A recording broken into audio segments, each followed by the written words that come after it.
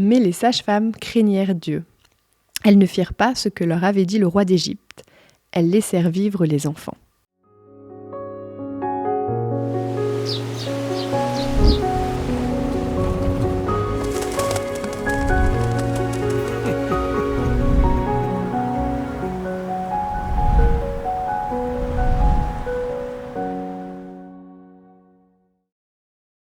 Ce matin, je vous propose de voir ce que ce texte peut nous dire encore aujourd'hui.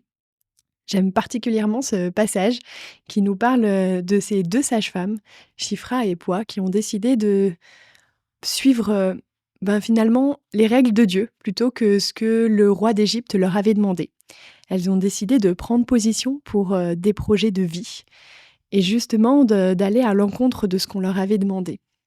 Et je trouve que c'est toujours inspirant de voir comment ces femmes-là, qui sont ni des prophétesses, ni des grands prédicateurs, ni des gens qu'on attendrait peut-être des hommes de Dieu ou des femmes de Dieu dont on se dirait qu'ils ont la possibilité de changer les choses, mais c'est des femmes qui, dans leur métier, dans ce qu'elles font, vont avoir un grand impact.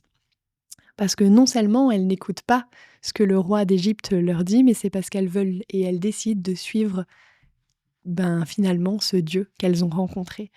Ce Dieu qui se bat pour la vie, qui se bat pour la dignité humaine et qui voit au-delà de ce que parfois nous ne voyons pas.